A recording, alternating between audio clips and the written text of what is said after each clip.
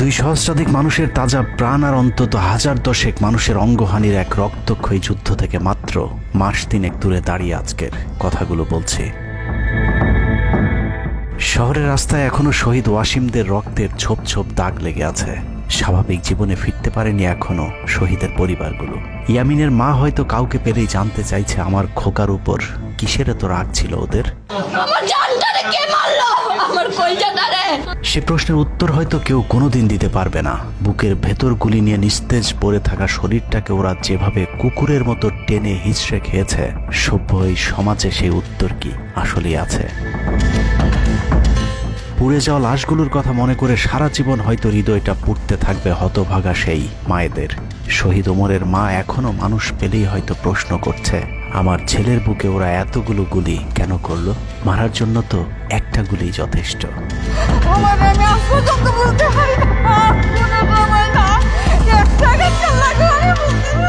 তৃষ্ণা পেলে মুগ্ধের মায়ের হয়তো কানে বেজে উঠবে, পানি লাগবে, পানি।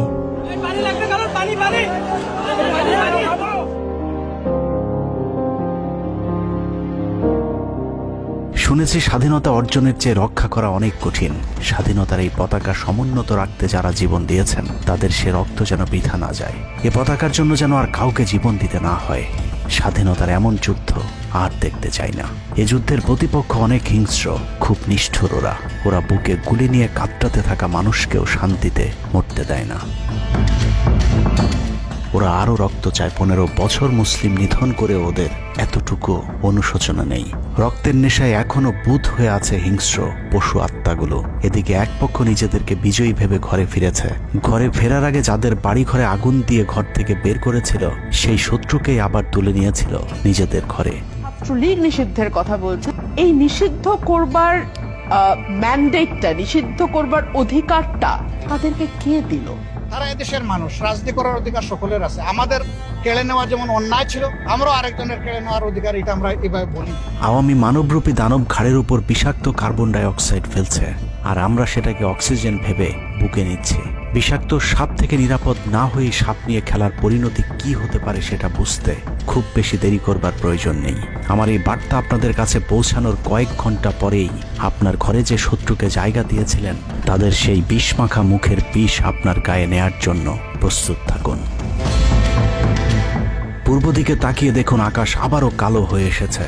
ঘুটঘুটে অন্ধকার দেখে ঝড়ের গতি যতটুকু ভাবছেন অন্ধকারের সেই ঝড়ো বাতাস আসলে আলোর চেয়েও বেশি গতি নিয়ে ধেয়ে আসছে সবকিছু লণ্ডভণ্ড করে দিতে। প্রলয়ঙ্করী সেই ঝড়ের কবল থেকে প্রিয় মাতৃভূমিকে বাঁচাতে হলে দেশ রক্ষার পবিত্র দায়িত্ব যাদেরকে দেয়া হয়েছে, চলুন দেখে আসি তারা আসলে কতটা প্রস্তুত। জুলাইয়ের মাঝামাঝি পর্যন্ত সেনাবাহিনী ছাত্র আন্দোলন নিয়ে তেমন মাথা ঘামায়নি। ছাত্রলীগ যেদিন ঢাকা বিশ্ববিদ্যালয়ের ছাত্রীদের উপর আক্রমণ করেছিল, মূলত সেদিন থেকে সেনাবাহিনীর অভ্যন্তরীণ বিভিন্ন গ্রুপগুলোতে আলোচনা সমালোচনা শুরু হয়।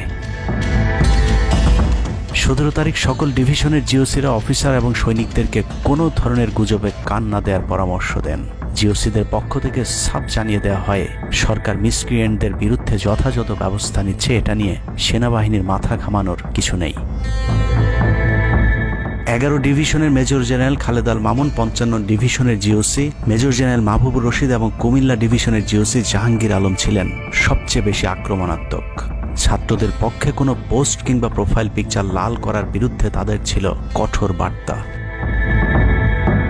17 জুলাইয়ের গুরুত্বপূর্ণ আরেকটি ঘটনা হলো, Hasina air chief marshal Hasan Mahmud খানকে বিমান বাহিনীর MI-17 হেলিকপ্টারকে এভি গান কনফিগারেশন লোড করতে বলেন, যা মূলত যুদ্ধকালীন চূড়ান্ত সময় ব্যবহার করা হয়। এয়ার চিফ হাসিনাকে উল্টো প্রশ্ন করেন, আমাদের সেনাবাহিনী কি এখনো ফেল করেছে? তাহলে এত দ্রুত বিমান বাহিনী কেন? বিমান বাহিনী প্রধানের মুখের উপর এমন বক্তব্যে শেখ হাসিনা প্রচণ্ড ক্ষেপে যান। এর পরপরই তিনি বিমান বাহিনী প্রধানের বিরুদ্ধে পদক্ষেপ নেওয়ার জন্য ব্রিগেডিয়ার জেনারেল ইমরান হামিদ এবং লেফটেন্যান্ট জেনারেল মুজিবকে নির্দেশ দেন। আর্মি ইন্টেলিজেন্স থেকে এই পরিকল্পনার তথ্য জেনে বিমান বাহিনী প্রধান ওই রাতেই তার নিরাপত্তার জন্য গাজীপুর থেকে এয়ার কমান্ড নিয়ে আসেন, যে ইউনিটটি এখনও বিমান বাহিনী প্রধানের নিরাপত্তার দায়িত্বে ঢাকাতেই অবস্থান করছে। যাই হোক, বিমান বাহিনী প্রধান সেদিন রাজি হলে ব্ল্যাকআউটের সময়টা আরও ভয়ঙ্কর হতে পারত।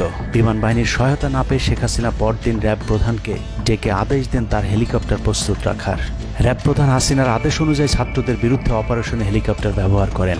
হেলিকপ্টারের গুলিতে যতগুলো হতাহতের ঘটনা ঘটেছে সবগুলোই র্যাবের হেলিকপ্টার থেকে করা হয়েছিল। র্যাবের পাশাপাশি ঢাকার বাইরে দু একটি পাদে প্রায় সবকটি ডিভিশনের জিওসিরা দেশের বিরুদ্ধে অবস্থান নিয়েছিলেন। ঢাকার বাইরে থেকে বিশেষ করে ডিভিশন সাপোর্ট ব্যাটালিয়নকে অগ্রাধিকার ভিত্তিতে ঢাকায় নিয়ে আসা হয়, কারণ তাদের সাথে এপিসি সুবিধা ছিল। এপিসি গাড়িগুলো মূলত ছাত্রদের বিরুদ্ধে চূড়ান্ত পদক্ষেপ নেওয়ার জন্যই আনা হয়েছিল। রাষ্ট্রীয় গুরুত্বপূর্ণ এলাকা কেপিআই রক্ষায় 19 তারিখে সেনা নামানোর সিদ্ধান্ত নেওয়া হয়। নিয়ম অনুযায়ী সেনাবাহিনীর কেপিআই রক্ষার দায়িত্ব পালন করার কথা থাকলেও বিভিন্ন জায়গায় দেখা গেছে সেনাবাহিনীর ছত্রছায়ায় পুলিশ এবং আওয়ামী লীগ ছাত্রলীগের সন্ত্রাসীরা ছাত্রদের উপর হামলা চালিয়েছে। কোথাও সরাসরি সেনাবাহিনীকেও গুলি চালাতে দেখা গেছে। এর মধ্যে ঢাকার 46 পদাতিক ডিভিশনের ইনফ্যান্ট্রি ব্রিগেডের ইউনিটগুলো ঢাকার প্রাণকেন্দ্রগুলোতে ছাত্রদের উপর সবচেয়ে বেশি দমন পীড়ন চালিয়েছে। অনুসন্ধানে 19 থেকে 23 জুলাই পর্যন্ত গণহত্যার সাথে জড়িত সেনাবাহিনীর কয়েকজন অফিসারের নাম উঠে এসেছে, যারা এখনো পর্যন্ত গুরুত্বপূর্ণ সব পদে বহাল আছেন, যা ডক্টর মোহাম্মদ ইউনূস সরকারের জন্য অত্যন্ত বিপজ্জনক। কতটা বিপজ্জনক সেটা বোঝার জন্য আন্দোলনের সময়টাতে ওই অফিসারদের ভূমিকা কি ছিল সেটা একটু দেখে আসি। আন্দোলনের সবচেয়ে বেশি রক্তক্ষেকো ছিলেন বিজিবির ডিজি মেজর জেনারেল আশরাফ। সূত্র জানিয়েছে ভারতীয় নাগরিকদের বিজিবির পোশাক পরিয়ে মাঠে নামিয়েছিলেন বিজিবির এই মহাপরিচালক। সেনাবাহিনী শেখ হাসিনাকে পদত্যাগের পরামর্শ দেওয়ার পরেও শুধু বিজিবিকে নিয়ে হত্যাকাণ্ড চালিয়ে শেখ হাসিনাকে ক্ষমতায় রাখার গ্যারান্টি দিয়েছিলেন মেজর জেনারেল আশরাফ। 5 তারিখ হাসিনা পালিয়ে যাবার আগ মুহূর্তে তিনি স্বরাষ্ট্রমন্ত্রীকে ফোন করে বলেছিলেন, কয়েক হাজার মানুষ মারলেই পরিস্থিতি ঠান্ডা হয়ে যাবে, অতএব কোনো অবস্থাতেই যেন প্রধানমন্ত্রী পালিয়ে না যান। স্বরাষ্ট্রমন্ত্রীকে তিনি এমনটাই পরামর্শ দিয়েছিলেন। 5 তারিখ সকাল থেকে দুপুর পর্যন্ত ঢাকা শহরে সবচেয়ে বেশি তৎপরতা ছিল বিজেপির। ওই দিন সকাল থেকেই ঢাকার প্রবেশ পথগুলোতে চেকপোস্ট বসিয়ে তল্লাশি চালিয়েছিল মেজর জেনারেল আশরাফের বিজিবি। বিজিবির একটি সূত্র জানিয়েছে বিজিবি মহাপরিচালক প্রতিদিন সিওদের কাছ থেকে হিসেব নিতেন কে কতজন ছাত্র হত্যা করেছে। বিজিবি মহাপরিচালকের নির্দেশনায় খুনের সেই প্রতিযোগিতায় সবচেয়ে ভালো পারফর্মার ছিল কর্নেল রিদওয়ান। সূত্রের মতে ছাত্র আন্দোলনে বিজিবি অন্তত 500 শিক্ষার্থীকে গুলি করে হত্যা করেছে। বিজিবি প্রধান এবং রিদওয়ানের মতো তার অনুগত অফিসারদের জেলে থাকার কথা, কিন্তু তারা এখনো গুরুত্বপূর্ণ সব দায়িত্ব পালন করে যাচ্ছে। আর মেজর জেনারেল আশরাফ এখন পর্যন্ত বিজিবি প্রধানের চেয়ারেই বসে আছেন।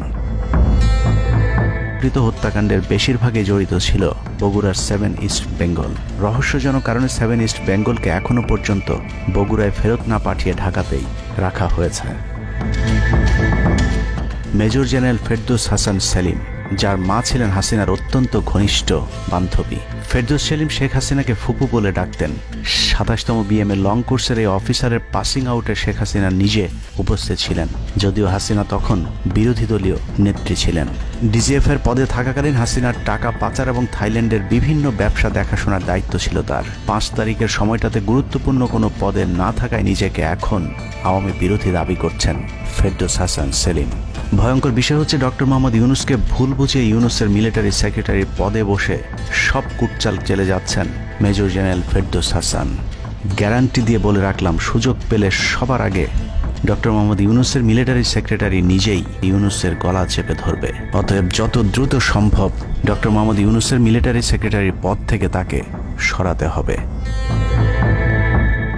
শেখ হাসিনার গণভবন ঠেকাতে সবচেয়ে বেশি শক্ত বলয় তৈরি করা হয়েছিল। অনুসন্ধানে জানা যায় শেখ হাসিনাকে রক্ষা করতে গণভবনের আশপাশে সেনাবাহিনীর অন্তত 13টি অস্থায়ী চেকপোস্ট বসানো হয়েছিল, যেখানে east Bengal regiment, field regiment artillery, Bangladesh infantry regiment, infantry brigade headquarter সহ সেনাবাহিনীর বেশ কয়েকটি চেকপোস্ট বসানো হয়েছিল শুধুমাত্র শেখ হাসিনাকে রক্ষা করার জন্য। সেনাবাহিনীর এসব আর্মি অফিসারদের সম্মিলিত অপারেশনে ছাত্রদের উপর চালানো হয়েছে নির্মম নৃশংস হত্যাযজ্ঞ। কিন্তু এই হত্যাকাণ্ডই সেনাবাহিনীর ভেতরে থাকা দেশপ্রেমিক অফিসারদের বিবেকের দরজা খুলে দিয়েছিল।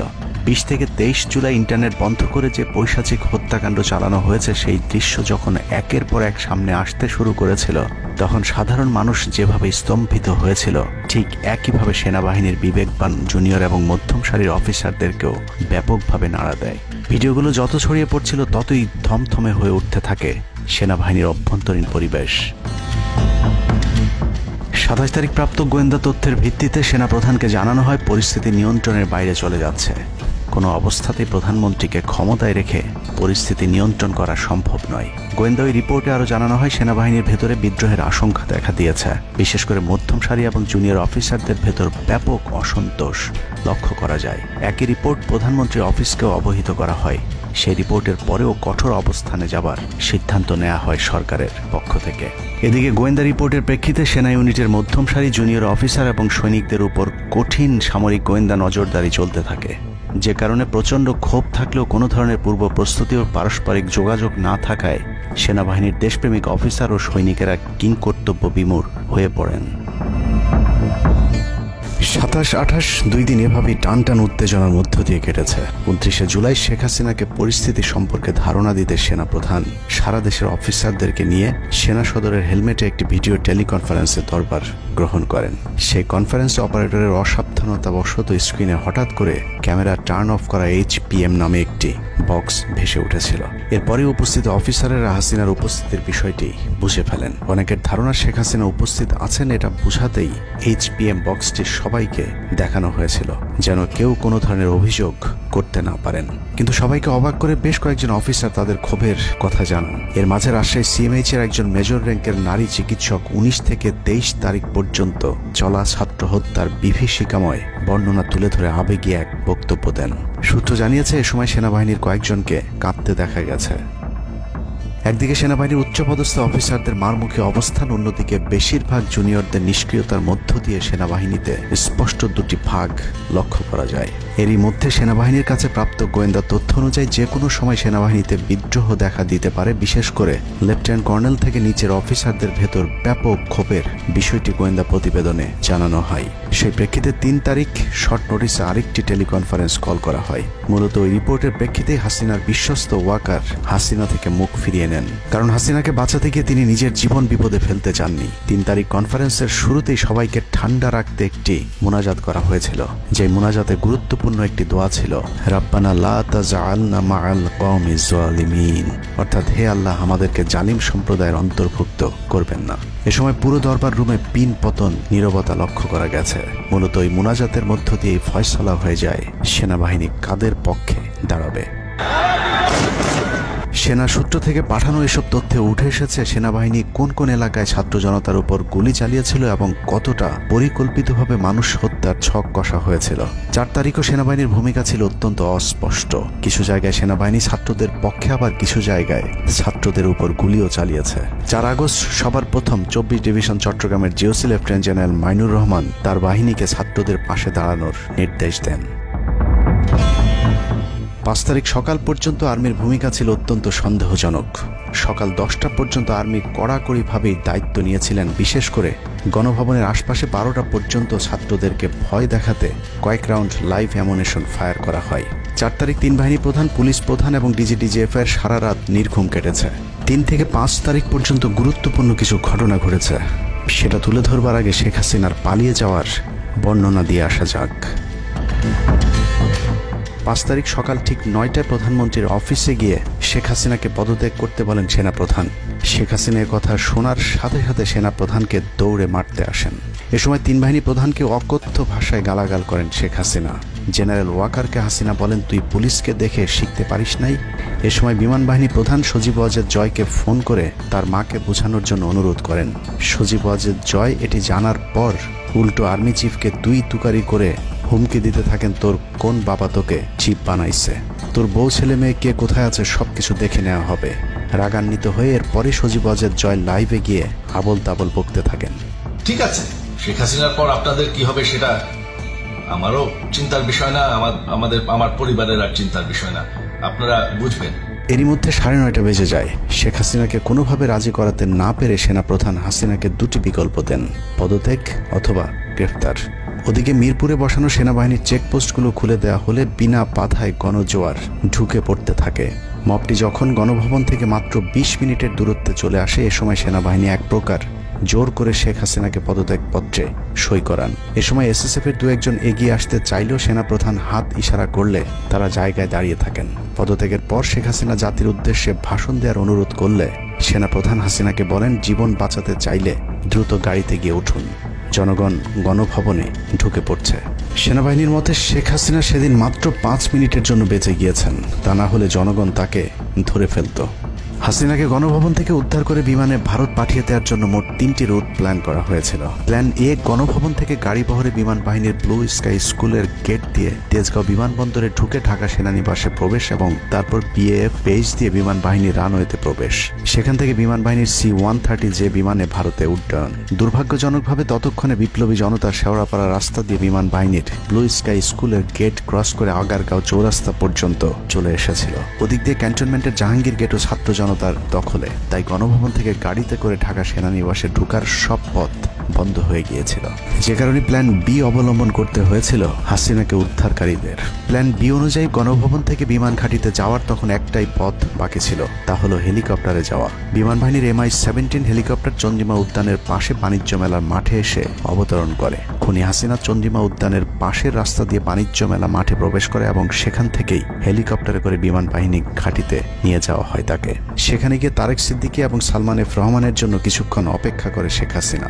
তবে শেষ পর্যন্ত সালমান এফ রহমানের পৌঁছাতে দেরি হয় শেখ হাসিনাকে নিয়ে কোনো গন্তব্য ছাড়াই 10টা 45 মিনিটে উড়াল দেয় বিমান বাহিনীর C-130 জুলিয়েট বিমানটি। সাধারণত বিমানের রুট ব্যবহারে কোড ব্যবহার করতে হলেও সেটা করেনি। রাডার ফাঁকি দিতে জীবনের ঝুঁকি নিয়ে এই পদ্ধতি অবলম্বন করা হয়েছিল। ফুল ফুয়েল লোড করা হয়। ভারতে যদি জায়গা না হয় তাহলে যেন মধ্যপ্রাচ্যের কোনো দেশ পর্যন্ত চলে যাওয়া যায়। মোট 9 জন পাইলটকে নিয়ে বিমানে ওঠানোর পর কোনো ধরনের নির্দেশনা বা ম্যাপ প্ল্যানিং ছাড়াই পাইলটদেরকে বলা হয় টেক অফ করতে। বিমানটি প্রথমে যশোরের উপর দিয়ে কলকাতায় পৌঁছালে সেনাপ্রধান জাতির উদ্দেশ্যে ভাষণের ঘোষণা দেন, কিন্তু কলকাতায় ল্যান্ডিংয়ের পারমিশন না দিলে সেখান থেকে শেখ হাসিনাকে বহন করা বিমানটি চলে যায় আগরতলায়। আগরতলায় পারমিশন না পেয়ে আবারও দিল্লির দিকে উড়াল দেয়। সেখান থেকে দিল্লি গেলে সেখানেও রিফিউজ করা হয়। দিল্লি বিমানবন্দরে নামতে না দিলে অনিশ্চয়তা দেখা দেয় শেখ হাসিনাকে বহন করা বিমানটির ভারতে অবতরণ নিয়ে। বিমানের একজন পাইলটের বরাত দিয়ে জানা যায়, এভাবে উদ্দেশ্যহীনভাবে দীর্ঘক্ষণ ঘুরতে থাকার পর জরুরি অবতরণের সিদ্ধান্ত নেওয়া হয়। তবে জরুরি অবতরণের ঠিক আগ মুহূর্তে দিল্লির গাজিয়াবাদ এয়ারবেজে নামার অনুমতি পায় C-130 জুলিয়েট, যেখানে অজিত ধওয়াল তাকে রিসিভ করেন। অবতরণে জটিলতার কারণেই 5 তারিখ সেনাপ্রধান জাতির উদ্দেশ্যে ভাষণ দিতে বারবার দেরি করছিলেন, কারণ তিনি নিশ্চিত হতে চাচ্ছিলেন শেখ হাসিনা ভারতে অবতরণ করেছেন। তারপরই বাংলাদেশের মানুষ মুক্তি পায় এক ফেরাউনের হাত থেকে। হাসিনা পালিয়ে যাওয়ার সেই খবর পৃথিবীর সবাই জানে, কিন্তু 3 থেকে 5 তারিখ পর্যন্ত ক্যান্টনমেন্টে কিছু ঘটনা ঘটেছে যেই ঘটনা এখনো আমাদের কাছে অজানা। 3 তারিখ সেনাপ্রধানের ওই ভার্চুয়াল মিটিং এর পর মোটামুটি নিশ্চিত হয়ে যায় শেখ হাসিনা অধ্যায় বাংলাদেশের শেষ। শুরু হয় ভারতের প্ল্যান বি বাস্তবায়নের প্রক্রিয়া। 3 তারিখ রাতে আসিফ নজরুলের সাথে ডিজিএফআই কার্যালয়ের পাশের একটি ভবনে আসিফ নজরুলের ঘনিষ্ঠ বন্ধু major general Hamid, lieutenant general Mujib এবং মেজর জেনারেল ফেরদৌস সেলিমের একটি গোপন বৈঠক হয়, যেখানে ভারতীয় গোয়েন্দা সংস্থার 16 জন কর্মকর্তা উপস্থিত ছিলেন।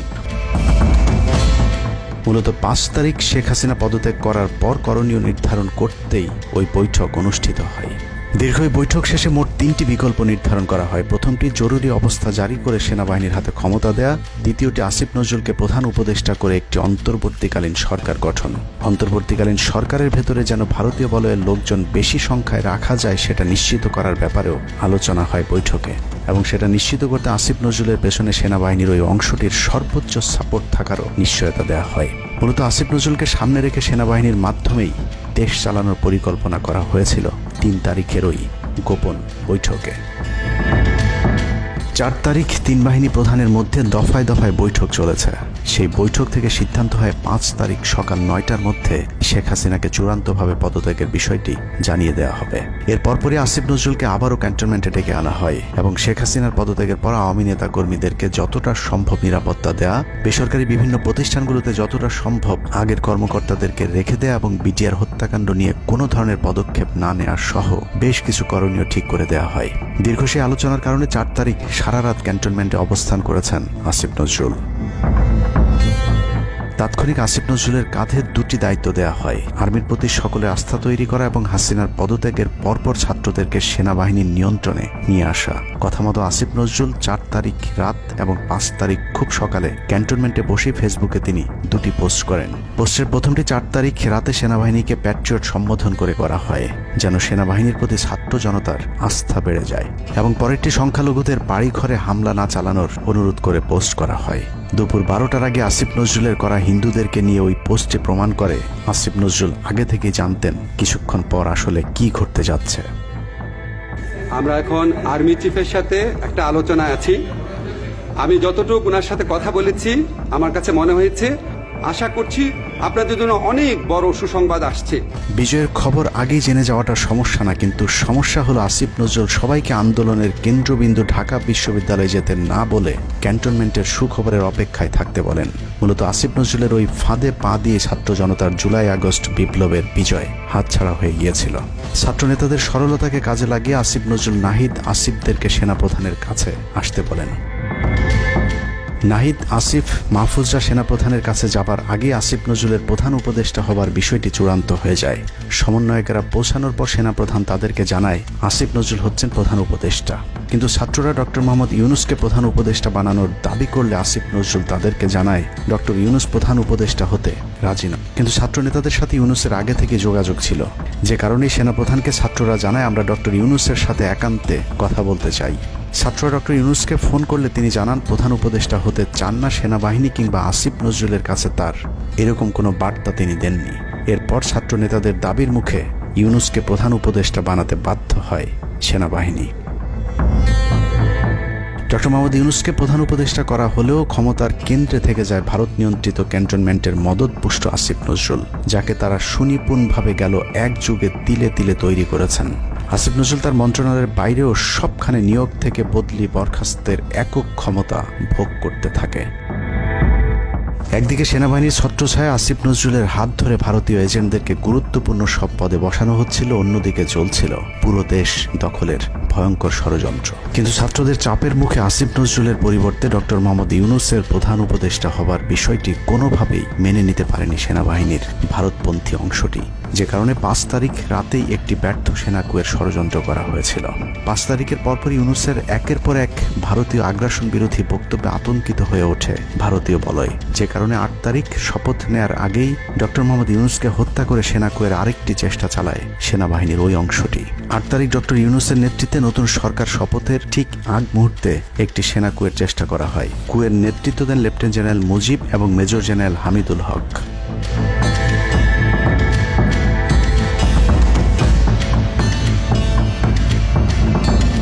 কিন্তু পশ্চিমা একটি গোয়েন্দা সংস্থা বিষয়টি দ্রুত সেনাপ্রধানকে জানালে জেনারেল ওয়াকার তাদের পরিকল্পনা ভণ্ডুল করে দেয়। সেনাপ্রধান তাৎক্ষণিকভাবে লেফটেন্যান্ট জেনারেল শামীমকে পিএসও এএফটি থেকে সিজিএস হিসেবে নিয়োগ দেন এবং মুজিবকে কিউএমজি থেকে আটডগে বদলি করেন, যদিও 8 তারিখ রাত থেকেই মুজিব পলাতক রয়েছেন। এরপর 12 সেপ্টেম্বর তাকে সেনাবাহিনী থেকে বরখাস্ত করা হয়। একই দিনে লেফটেন্যান্ট জেনারেল হামিদুলকে স্বেচ্ছায় অবসরে পাঠানো হয়। এনডিসি থেকে মেজর জেনারেল সাইফুলকে মিনিস্ট্রি অফ ফরেন অ্যাফেয়ার্স এবং চিফ অফ জেনারেল স্টাফ শাহিনকে এনডিসিতে পাঠানো হয়।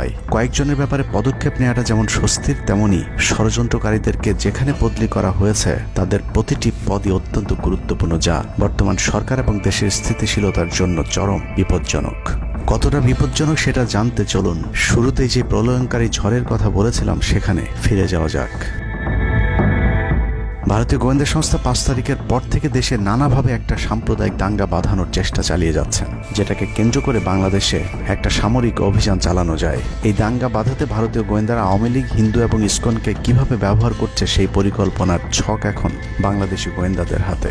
একটি গোয়েন্দা সংস্থা থেকে যেসব তথ্য আমার কাছে পৌঁছেছে তা রীতিমতো এই দেশের অস্তিত্বের জন্য হুমকি স্বরূপ। আওয়ামী লীগ, হিন্দু আর ভারতের এই চক্রান্ত যদি সঠিকভাবে মোকাবেলা করা না যায় তাহলে অচিরেই বাংলাদেশের অবস্থা হবে হায়দ্রাবাদের মতো। জননেত্রী শেখ হাসিনাকে দেশ থেকে সরে যেতে বাধ্য করেছেন। বাংলাদেশকে নিয়ে ভয়ঙ্কর এই চক্রান্তে জড়িত আওয়ামী লীগ, সনাতনী এবং ইসকনের অন্তত 40টি হোয়াটসঅ্যাপ গ্রুপ এবং জুম মিটিং এর ভিডিও হাতে পেয়েছে গোয়েন্দারা। গোয়েন্দাদের কাছে প্রাপ্ত এসব তথ্যে যা উঠে এসেছে তা আটকে ওঠার মতো।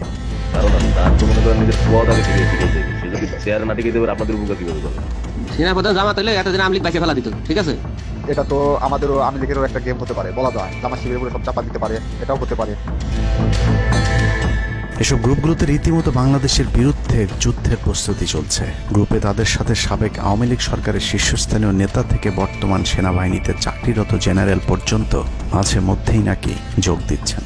নানক ভাই থেকে শুরু করে আমাদের সুজিত দা, তারপর আরো অনেক টপ লেভেলের যারা মন্ত্রী, মিনিস্টার, প্রতিমন্ত্রী, তারপরে ইভেন কামাল ভাই। তো এখন বিষয়টা হচ্ছে যে ইভেন রাষ্ট্রপতির যে একেবারেই মানে কি বলে, তার যে একেবারে মানে রাইট হ্যান্ড সচিব, উনিও আমাদের সাথে 2 দিন জয়েন করছেন। তো এখন ওনারা আসলে ভালো হইতো, যারা যারা আসেন আসলে ভালো হইতো। অনেক আমাদের এখানে প্রায় 12 থেকে 13 জন আপনার এমপি এসে কথা বলেছেন, যেটা আপনারা জানেন না। ঠিক আছে, বাংলাদেশে একেবারে টপ লেভেল সামরিক বাহিনীর 4 থেকে 5 জন জেনারেল লেভেলের লোকজন ওনারা এসে এখানে বসে থেকে আমাদের লাইভ শুনে গেছেন। আমাদের প্রধানমন্ত্রী উনি নিজে এসে বসে থেকে গেছেন। গ্রুপের সবচেয়ে ভয়ঙ্কর তথ্য পাওয়া গেছে ভুয়া মুক্তিযোদ্ধা জেডাই খান পান্নার মেসেজ থেকে। আওয়ামী এই আইনজীবী শহীদ সাইফুল ইসলাম আলিফের হত্যাকাণ্ড নিয়ে চাঞ্চল্যকর তথ্য দিয়েছে জেডাই খান পান্না। একটি চ্যাটিংয়ে তিনি লিখেছেন, দাড়িওয়ালা উকিল বেশি হয়ে গিয়েছে, আরো 2-1টারে খেয়ে দাও, আদালতে আমরা আছি, এখন অল্প কদিন জেলে থাকলেও 30 তারিখের পরে পুরস্কার পাবা। আরেকটি মেসেজে তিনি লিখেছেন, সুযোগ হাতছাড়া হয়েছে তোমাদের কারণে, কালকে সব হয়ে যেত। পরিকল্পনা ছিল কুপিয়ে মারার পর হিন্দুদের বাড়িতে হামলা হলে ভারত থেকে ট্রুপ চলে আসবে। ওরা যেহেতু হামলা করেনি, তোমাদেরই উচিত ছিল নিজেরা নিজেদের বাড়ি ঘরে আগুন দেওয়া। পেছনের ঘটনা বাদ দিয়ে 30 তারিখের পরিকল্পনায় মনোযোগী হও সবাই। শহীদ আলিফ হত্যাকাণ্ড নিয়ে আরেকজন লিখেছেন, কালকে আদালতে একটা লাশ পড়বে, হিন্দু ভাইদের পাশে আমাদের সবাইকে থাকতে হবে, ব্রিগেড মেজরের কমান্ড মেনে চলতে হবে। 30 তারিখের কর্মসূচি নিয়ে গ্রুপটিতে সশস্ত্র যুদ্ধের মাধ্যমে দেশ দখলের ভয়ঙ্কর সব আলোচনা করার ভিডিও হাতে এসেছে আমাদের। তারা বাঙালি অস্ত্রগুলি আছে, এই অস্ত্রগুলি কোথায় আছে আমার কাছে অলরেডি খবর এসেছে। আমি নিউজ দিচ্ছি গোয়েন্দাদের মাধ্যমে, তারা বলেছে 5000-এর বেশি তারা অস্ত্র আছে, M60 রাইফেল, সাইবার রাইফেল আছে, 47 রাইফেল আছে, তাদের কাছে অত্যাধুনিক হটগান আছে। আলোচকদের একজন বলছিলেন, সাবেক এবং বর্তমান পুলিশের সমন্বয়ে 1700 অস্ত্রধারী গ্যারিলা প্রস্তুত করা হয়েছে 30 নভেম্বরের জন্য। আমরা ইতিমধ্যে কথা বলেছি, পুলিশ পার্টির কথা বলছি, পুলিশের অনেক উদ্যোগ কর্মকর্তা অতিরিক্ত আইন থেকে শুরু করে পুলিশ পার্টিরা এসে এসেছেন, ওনারা আমার সাথে কথা বলে আমাদের যোগাযোগ রক্ষা করছে। ঢাকা শহরকে কিভাবে ব্লক করা হবে সেই পরিকল্পনাও করা হচ্ছে এসব জুম মিটিংগুলোতে। আমাদের কাজ হলো আব্দুল্লাহপুর, আব্দুল্লাহপুর, আশুলিয়া, টঙ্গী আছে, আমরা উত্তরা ওইটা একটা ব্লক দিবেন, তাহলে আমরা খুব সহজেই আমাদের কাজ সফল করব। সশস্ত্র যুদ্ধের জন্য পুরো দেশকে মোট 10টি বিভাগে বিভক্ত করা হয়েছে, যেখানে একজন করে ব্রিগেড মেজর নিয়োগ দেওয়া হয়েছে, যাদের সবাই দেশেই অবস্থান করছেন। এর মধ্যে গ্রুপে প্রাপ্ত জেডাই খান পান্নার নম্বরটিতে মেসেজ পাঠানো হলে মুহূর্তেই সাড়া দেন তিনি। কল করতেই গড় গড় করে সবকিছু স্বীকার করেন। জেডাই খান পান্না, জি আমি তাই। 30 তারিখ 50 থেকে 80% পুলিশ, আনসার, এমনকি সচিবালয়ের আমলারাও তাদের পক্ষে মাঠে নামবে বলে স্বীকার করেন গেরিলা আক্রমণের পরিকল্পনাকারী জেডাই খান পান্না। আপনারা কি কোনো গেরিলা ইনভেশন হামলা করা যাবে? ঢাকার স্টুডেন্টরা যদি এখনো সাপোর্টার্স অর্গানাইজ হইতে নামে, এই অ্যাডমিনিস্ট্রেশনের 50% না 80% লোক নামে আসবে, পার্টিকুলারলি পুলিশ, আনসার এবং সেক্রেটারিয়েট থেকে। পালিয়ে যাবার আগে এই ভিডিও প্রচারের সাথে সাথে রাষ্ট্রদ্রোহিতার অভিযোগে তাকে গ্রেফতার করতে হবে, তাহলে চক্রান্তকারীদের আরও পরিকল্পনার তথ্য পাওয়া যেতে পারে। ভবিষ্যতে এ ধরনের ষড়যন্ত্র বন্ধ করতে গ্রুপে থাকা সকলের মোবাইল নম্বর এবং চেহারা দেখে শনাক্তের পর দ্রুত গ্রেফতার করতে হবে। সূত্র জানিয়েছে, ডিজিএফআই প্রধানের প্রত্যক্ষ তত্ত্বাবধানে চলছে এসব দেশবিরোধী তৎপরতা। আর্মিকে ম্যাজিস্ট্রেসি পাওয়ার দেয়া হলেও তাদেরকে ক্ষমতা প্রয়োগ করতে দেওয়া হচ্ছে না, যে কারণে আওয়ামী লীগ নেতারা বেশিরভাগ এখনও দেশে থাকলেও তাদেরকে ধরা হচ্ছে না। অতএব সেনাবাহিনীর উচ্চপদস্থ হাসিনাপন্থী অফিসারদেরকে দ্রুত সেনাবাহিনী থেকে সরাতে হবে। 5 তারিখ সেনাপ্রধান যে ভূমিকা রেখেছেন তার জন্য তিনি অবশ্যই প্রশংসার দাবিদার, কিন্তু সেনাপ্রধানকে প্রমাণ করতে হবে তিনি আসলেই নায়ক নাকি খলনায়ক? 5 তারিখের পরেও সেনাবাহিনীর গুরুত্বপূর্ণ পদগুলোতে রদবদল না করা এবং গুম খুনের সাথে জড়িত অফিসারদের বিরুদ্ধে কোনো ব্যবস্থা না নেওয়া সহ বিডিআর হত্যাকাণ্ডের বিষয়ে দৃশ্যমান কোনো পদক্ষেপ না নেওয়া খুবই সন্দেহজনক। সূত্র জানিয়েছে সেনাপ্রধানের স্ত্রীর সাথে প্রতিনিয়ত শেখ হাসিনার যোগাযোগ রয়েছে। অতএব সেনাপ্রধানকে দ্রুত তার অবস্থান পরিষ্কার করে সেনাবাহিনীর গুরুত্বপূর্ণ পদগুলোতে নতুন করে নিয়োগ দিতে হবে। সেনাবাহিনীর জুনিয়র এবং মধ্যম সারির অফিসার এবং সৈনিকদের সবসময় দেশের স্বার্থে যুদ্ধের জন্য প্রস্তুত থাকতে হবে। মনে রাখতে হবে সেনাবাহিনী আমাদের আস্থার প্রতীক। সিনিয়র অফিসারদের দেশবিরোধী আদেশ এলে সৈনিকদেরকে নিয়ে তাদেরকে প্রতিহত করতে হবে। মনে রাখতে হবে সংখ্যায় আপনাদের মতো দেশপ্রেমিকদের সংখ্যাই এখনো সেনাবাহিনীতে বেশি। দেশের যে কোনো প্রয়োজনে সেনাবাহিনী যদি জনগণকে ডাক দেয় তাহলে এ দেশের প্রতিটি মানুষ জীবন দেওয়ার জন্য প্রস্তুত রয়েছে। ডক্টর মোহাম্মদ ইউনূসের পাশে থাকা ভারতীয় গুপ্তচর আসিফ নজরুল, মিলিটারি সেক্রেটারি ফেরদৌস হাসান সেলিম এবং প্রেস সেক্রেটারি শফিকুল আলমকে দ্রুত সরাতে হবে। প্রধান উপদেষ্টার সাথে ছাত্র নেতাদের সাক্ষাতের পথ সহজ করতে হবে। আসিফ নজরুলরা অসৎ উদ্দেশ্যে মাহফুজ আলমকে তার পাশ থেকে সরিয়েছে। অতএব যত দ্রুত সম্ভব মাহফুজ আলমকে আবারও বিশেষ সহকারীর পদে ফিরিয়ে আনতে হবে। গুরুত্বপূর্ণ যে কোনো সিদ্ধান্তের ক্ষেত্রে নাহিদ এবং আসিফদের মতামত প্রধান উপদেষ্টাকে গুরুত্বের সাথে নিতে হবে। জেডাই খান পান্নাদের ষড়যন্ত্র এবার সফল না হলেও এই ষড়যন্ত্র চলতেই থাকবে। বাংলাদেশের প্রতিটি মানুষকে চোখ কান খোলা রাখতে হবে, মনে রাখতে হবে শত্রু আপনাদের ঘরের কোণেই।